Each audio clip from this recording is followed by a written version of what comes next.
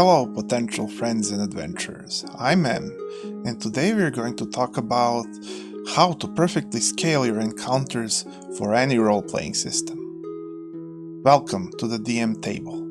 This is a bit of a continuation to my previous video about when is a situation unfair for your players. I thought, why not make even this constant challenge of how to fit your encounters towards your party a easier one. Let's start. Now, how I suggest we do it is, instead of taking all those suggested ratios and so on from a book or something, unless somebody writes a book that has this down pat, we should prepare our monsters and encounters to need. Yes, I know it sounds like we're gonna do a lot of work, but we actually won't do as much as we would have if we just did that normally. We are gonna see which actions will monsters use versus the players, and which actions will players use versus the monsters. We'll think, what is this person's spellcasting? What is that person's initiative? On both sides. And we'll prepare, shall we say, an end goal stat versus end goal stat. You'll think, what do your monsters need to do and when? And what is the percent chance of them being able to do it? Think of D20 as a percentile die. A die that will tell you how much percent chance there is for something to happen. And now think how to get exact percent chance of an end goal stat of the monster versus your player or players. You want maybe perhaps to have 25% chance, which is 5 numbers on a d20. You might want that to be about the chance of a monster doing something like getting initiative or hitting. It depends on what you want to achieve. And there's also the point where you should scale towards your players' previous smartness that you witnessed, whether they know how to deal with tough fights that are close to 50-50 or not. And mind you, for those new, you probably want to note this, 50-50 fights are not survivable 50% of the time. So you want to realize that there is no save and load, and be careful with your percentages. You want to pay attention to what your party did before and start with lower percentages so as to test how they deal with them, and then, well, again, that's what encounters are for, random encounters. You can test stuff for when you're preparing that juicy boss that you want at the end of the dungeon. And then you take all that data and you can use it the next time. But other than that, don't forget to, when you're checking stats of monsters, you should check stats of the whole party as a party. How many actions versus how many actions of monsters. And if you really wanted to have an imposing boss, maybe it has helpers to catch up with the number of actions. Maybe it has traps, maybe it has mechanisms, maybe it has automated defenses, maybe it has combos, maybe it has... But make sure everything is something that the players could also do given the same resources, classes, and so on and so forth, if you will. That's at least what I suggest. Make it all fair, but make it all detailed enough. You, that way, check whether the monsters are able to perform and with what percent chance are they able to hit their objectives, like hitting people, just so that battle feels like they're doing damage, or are they lethal and how much? And how likely are they to succeed in an ambush versus the party? How likely are they to, do things? But on top of that, to get a real wonderful and dynamic campaign, we get to use layers. And playing with layers, well, to explain to you what I mean by playing with layers, you may want to think of it as having, say, 3, but it could be 2, it could be 5, it could be any number. Just sort of, let's put it at something dynamic, like 3 for example, and see where it takes us. Objective points that might need to be achieved in order for victory to happen. You might want to disable somebody's shields, you might want to be able to hit somebody's HP to 0, but you might also want to disable their healer so that the healer cannot raise. Those are the sort of layers I'm talking about, and they shouldn't be set in stone. They are supposed to be natural, they are supposed to be fair within the engine of the system, and they are supposed to be overcomeable by workarounds as well. But they are layers. People won't lose until you remove all layers and start using enemies that are sufficiently challenging that they are a nuisance, at least a little bit, but they have layers. They use them properly so they don't die too quickly, and yet they're able to do a little bit of something to the players. And then the players are able to have a good battle, thinking on how to overcome enemies' layers. Is there a wall with arrow slits? Is there a door barring the players from entering a room, and the wizard has some sort of wizard eye in your room and is casting on the players or something like that?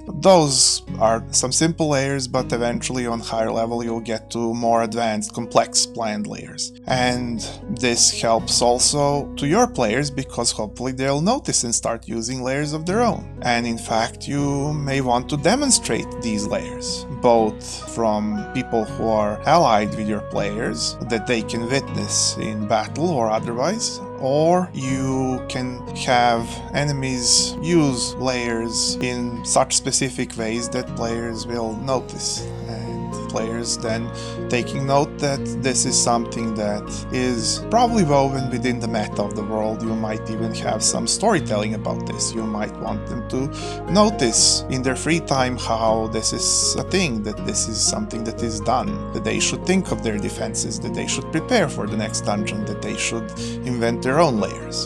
And then you have all that play that players will have, inventing layers and using them and being less likely to end up in a full party wipe. And now that you know this, you can apply it to social, to diplomacy, to other situations, to everything, because whilst you won't use it all the time, you'll use it on important things and you'll use it naturally and integratedly in your world.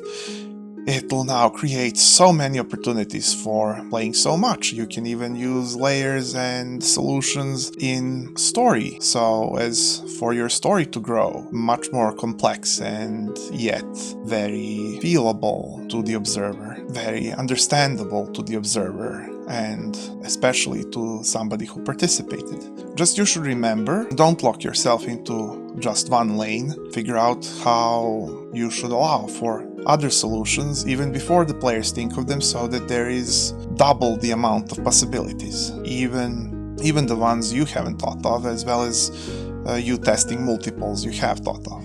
Now, if players have all these layers and the opponents do, when does a side lose? Well, when all is done fairly, as explained previously, and when somebody loses all layers and they're defeated, well, then that's all fair and square. But there is also one additional thing I would like to suggest to be used, albeit sparingly enough, and that's a pickup layer. It's something that people won't know about, potentially, but it may happen if they lose, but it's realistic for something to happen to aid them in recovering. Perhaps somebody helping one of your party members to not die in a total party wipe, and then that person can work to help the rest of the party. Maybe it takes very hard work.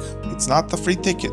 It's not something that they can heavily rely upon, because that one person needs to survive and carry out all the bodies outside and to the temple, perhaps, or whatever your equivalent is.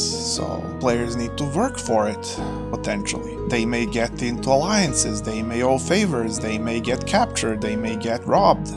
These things may come for free, but how rarely would they come for free in a world where resurrection costs a sack of gold?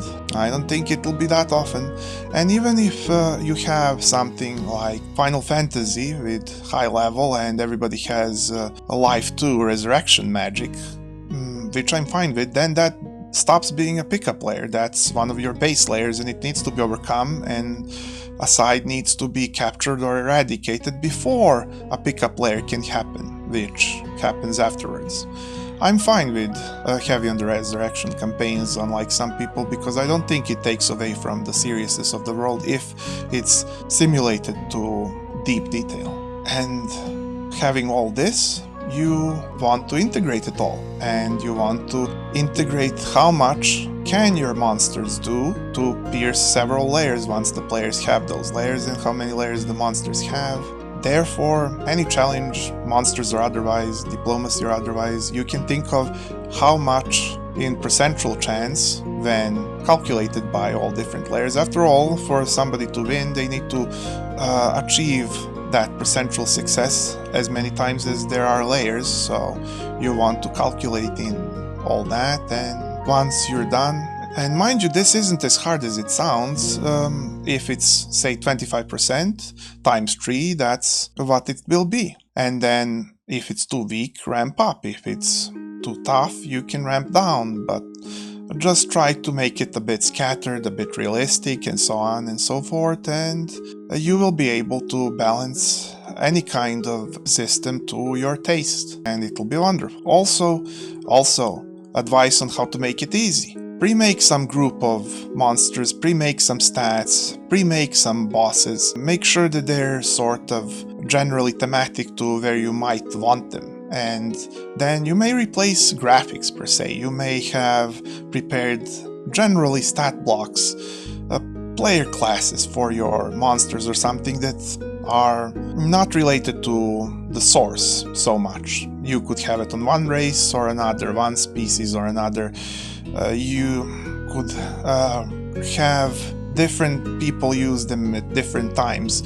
You needn't repeat them, but if you have some stat blocks prepared, you're good to go, even if the goblins are now kobolds and so on. Just make sure that you don't over-prepare, because you just want those key bits. The rest you can fit towards what it says in the source material, like the monster's manual, as long as you just keep an eye out, because you'll grow accustomed to it, and then you won't be surprised when a racial ability, well, does something you didn't expect. Also, you can ask me whatever you like in the comments. This is a small new channel, and I'll be happy to answer everything you may want help with.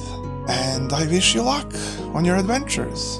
If you thought this was unique, maybe you can spare a click, and I hope to see you next week. Bye.